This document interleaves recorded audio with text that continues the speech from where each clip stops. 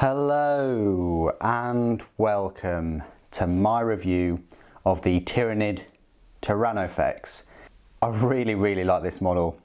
This model will cost you £35. Not too bad considering it's quite a big model. You also get a lot of parts, which can't be said for the exocrine, I don't think, and definitely the toxocrine, which are £9 more. They're almost a tenner more. At £44. It kind of makes those two kits kind of make this one look like a bargain. Firstly, I'll just say that this model, absolute joy to build, really quite straightforward, really simple in its construction. Didn't have any issues. I'll go through the spare parts in a moment, but lovely model to build. The gun is absolutely huge. I'll do some size comparisons too, but the gun is this huge Rupture Cannon. You don't have to put this on, you can put the acid spray on and things like that, but lots of detail on this model. Nice pose. These front legs are a bit fiddly to sort out and work out because it's almost like its front legs are at a funny angle, but a fair bit of detail on this model. Really like this big Tyranid head and the way it's just aiming this bio cannon. Not very tall, so it's quite low to the ground when it fires this, and it doesn't look like it can sort of arch its back and stand on its two legs and fire it, so it might be a bit limited, might have to get the high ground, but yeah, really impressed with this model, and a great start to my kind of big Tyranid collection. I really prefer the bigger creatures to the smaller ones, and I just wish that Games Workshop made more. So let's have a look at the spare parts then. You get a ton of them. They're all in this plastic box. Right, so here we go. It's worth noting now that you can turn this into a Tervigon if you wished. Now, Tervigon, basically like an HQ choice, and can birth a set number of termagants every turn without fail, pretty much. So that's an excellent ability, and you wouldn't go wrong in turning it into either. This is kind of like the birthing sack that would hang underneath it, and then instead of this big gun, you choose sort of like massive scything talons, or the crushing claws, which probably I would go for because it times the strength by 2. Really ferocious things. And also on that model you could have this flesh borer hive on the legs instead. Well, it would actually go on these legs there, so it gives them a couple more legs and a decent close combat weapon. I think you get a couple adrenal glands, you get some toxin sacs, you get this, which would normally go into the other weapon that the Tyrannofex could have, which is this, I think it's the acid spray. Yeah, again, this is a big weapon. Look at that, that's a big chunky weapon too, so they would just feed into that. So there's that. And then you get a different tongue, which is for the Tervigon, which has this spike on the end of it. I actually prefer this tongue to the Tyrannofex, but there we go. And then you get a little termagant bursting out of the birthing sac, and then also this almost fully formed one too. So whichever model you make, it's going to be great, and you know, a large beastie Tyranid monster. But you can magnetise it to an extent, but you just have to sort of leave off those claws if you want to magnetise the birthing sac, or alternatively don't put the birthing sac on and just magnetise these front weapons, and then you could just, you know, call it a Tervigon if you wish. But there you go, that's sort of how easy it was to build and all the spare parts. Now I'll show you some size comparison. Okay, so next to a Gene Stealer, look how big he is next to a Gene Stealer. Gene Stealer's sort of scurrying around him. In a way, I wish he was a bit bigger. He's a big model anyway, and that gun is huge. But in a way, I wish he was sort of double the size. That would look amazing. But this is what we've got. He's still a big creature. Next to a warrior, absolutely dwarfs a warrior too. Even the warrior on these big bases is considerable size next to the warriors. It'd be nice to have warriors just around him, protecting him really from smaller enemies. Next to a lictor, which I've recently just built. Yeah, obviously dwarfs a lictor, although it just goes to show you how long those talons are. Next to a broodlord.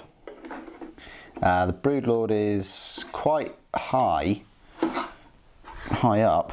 It's mainly due to him leaping off of this structure. But there you go. Hopefully that's a good comparison. And then compared to the Hive Tyrant, it's a bit of an odd comparison because this is a winged one, but obviously the winged one has got much more of a presence because of the big wings. But you know, bulk wise, definitely the Tyrannofex looks bigger. It's got more thickness. But it'd be interesting to see him next to a Swarm Lord. Hopefully I'll be able to do that at some point. And then the biggest creature still, not in terms of thickness, but just in terms of sort of height and presence really, is the Trigon. I do still think that the Trigon is bigger just because of that height, but the Tyrannofex certainly has the, you know, the thickness, and that massive gun just can't be ignored. How far this model goes away from his base, he almost needs a much bigger base. I think that this model does need a bigger base. A one up from this actually would do him justice, and then it could give you more scope for, if you did turn it into a Tervigan, you could just glue a couple of termagants around it, sort of huddled around it, or you know, on the floor. Maybe one's died because it wasn't birthed properly. I don't know, but it would give you more scope if it had a bigger base. I think the base is too small. For the Trigon, it's only just about right, but I think the Tyrannofex needs a bigger base. But that's just a size comparison between those two big Tyranid creatures. And finally, I'll show you a couple of size comparisons with Space Marines. So here's a mini marine. A mini marine can sort of walk all the way under him and out the other end, I suppose. And then people wanted me to do some comparisons with Primaris, so they'll be in all size comparisons from now on. So just goes to show you the size difference there between them. I think the Primaris's head almost goes up to the Tyrannofex's gun there. So yeah, and he's just tonguing his ear as it would. What I did with the Tyrannofex, just as a side note, is I did cut out the holes in the gun because they just look stupid with like a line for the separation, because the gun is in two parts. I didn't do that in these vents. I'm sort of going to leave it and see how it works out. I'm hoping the shade and the paint will sort of cover that split. If it doesn't, I'll just stick a little bit of liquid green stuff in there just to hide that kind of separation. So just be wary of that when you're assembling the model, just to get rid of the mould lines in between before you sort of completely glue it. As tempting as it is to glue everything at the same, you know, all of it at once and build this huge creature. Okay, so now this is the part of my review where I will talk about the rules. Now the rules for the Tyrannofex can be found in the brand new Tyranids Codex under heavy support, of course. Where else would it be? It comes in at a power level of 11 and a points value of 181 points, and then obviously you've got to buy all of its weapons and things. So its movement is 6 inches, which is the same movement speed as, say, an Exocrine. It's a little bit slower than a Toxicrene at 8 inches though, but it's not as slow as the Zoanthropes or Venomthropes. It's a little bit faster than Hive Guard though, so bear that in mind. Although it's a big bio tank basically, it's 1 inch faster than Hive Guard, which carry those Impaler cannons. It's the same speed as Termagants actually, Ripper Swarms, Hormagaunts, and same speed as Warriors. So again, you could run Warriors next to it. Also, Carnifexes are all 7 inch movement speed. So in a way you could shield it with Carnifexes if you wished to. So its movement is 6 inches, its weapon skill is 4+, and then the damage affects its ballistic skill, strength, and number of attacks. Its toughness is 8, it's got 14 wounds, leadership 7, and a save of 3+. From what I can remember, I think its save was 2+ in the last edition, but I'm not too sure about that. So how does the damage affect its stat line? Well, If it's got between 8 and 14 wounds, its ballistic skill is 4+, its strength is 7 and its attacks is 4. If the wounds are between 4 and 7, its ballistic skill is 5+, strength is 6 and attacks is 3. And then when it's only got between 1 and 3 wounds, its ballistic skill is still 5+, strength is 5 and its attacks are 2. So the worst ballistic skill you're going to get from this thing is 5+, and even when it's down to hardly any wounds, it's still going to be strength 5, still going to get 2 attacks, and obviously it's still going to have the toughness 8 all the way through this. It's a single model armed with acid spray and powerful limbs, and it can also fire stinger salvos. So it comes with the acid spray, which is that other cannon that comes with the set, which is a range 18 inches, heavy 2d6, strength user, so that'd be 7 for most of the time, AP -1 and damage D3, and it automatically hits its target. So think of it as like an 18-inch kind of heavy flamer, but a better strength heavy flamer with a damage of D3. So you've got a potential there, if you're really lucky, of getting 12 shots out of it, and then obviously D3 damage on top of that. You can replace the acid spray with a flesh borer hive or rupture cannon.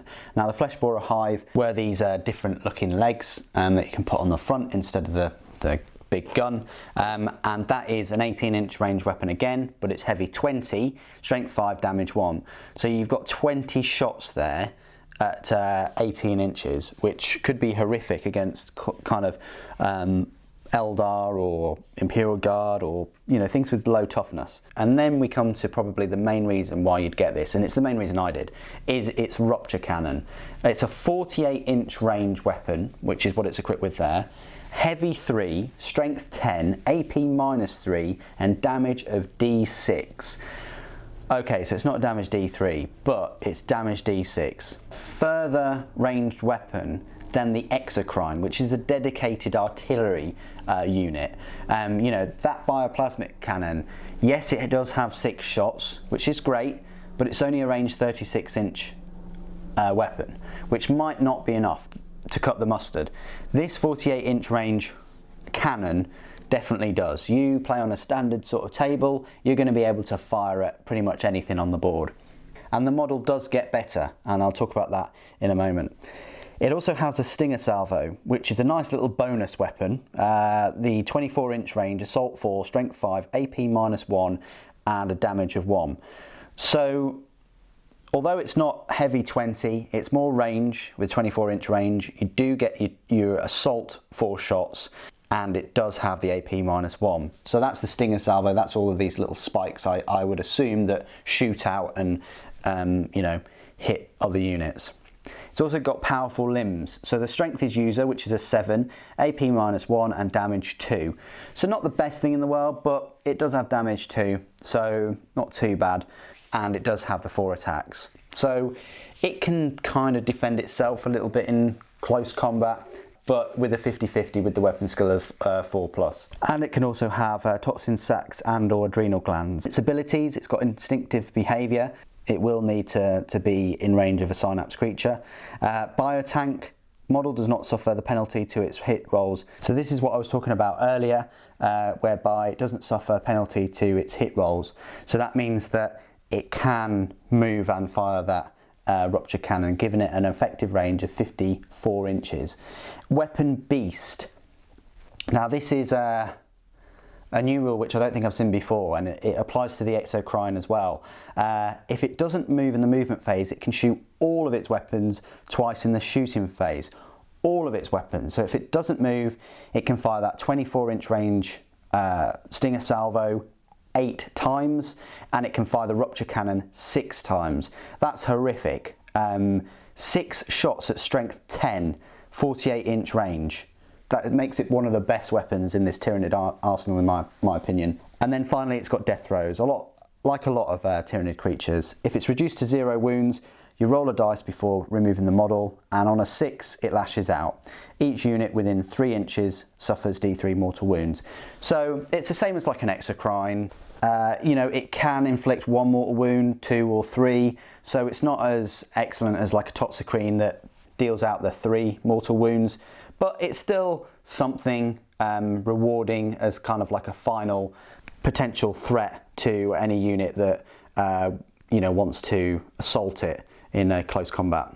So in summary, I think it's a fantastic looking model. I think it's a large Tyranid model. You know, definitely compared to like a lot of the other races that you'll see, really stands out. You can't go wrong if you build it into a Tervagon or a Tyrannofex, and I think the price point at £35 is very decent too, for what you're getting. We're comparing this to, like, I don't know, a Land Raider, which is £10 more. We're comparing this to a Toxicrene, which I didn't do in the size comparison, but I'll just put it here. You know, the Toxicrene is, it looks bigger there, but in reality it's not really bigger. The shell and things is bigger, but the legs, all the legs and stuff, the head, it just, the toxic lashes make it look bigger, but it is £9 cheaper.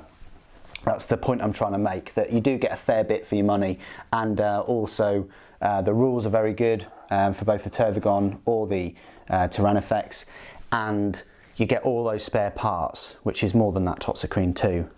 So if you're thinking about starting a Tyranid army or force and you're looking at the big creatures, this one should definitely be on your list, quite high up. Like I say, pleasure to build, really good looking model, and it has some excellent rules. If you want a long range sort of tank killer or high strength, safer Tyranid unit, I would say, rather than going into close combat, this is definitely the unit for you. And some might say it's better than the Exocrine. Although you can't add one to the hit rolls, it does have more wounds, better leadership, and so on. Also, did I mention you can drop it out of a Tyrannocyte, because it's Tyrannocytes can carry the, you know, creatures that are 14 wounds or less. So imagine a Tyrannocyte landing late in the game and landing one of these down from afar, and then just firing with that Rupture Cannon. It would be quite the sight. Anyway, that's all I wanted to say about the Tyrannofex. Excellent model, excellent rules. Really looking forward to spraying him, painting him, and a great addition to the collection. What do you guys think of the Tyrannofex? Have you used one in games before? Put it down in the comments below, any experiences you've had with them. Thank you ever so much for joining me today. Thank you for watching for the Norn Queen.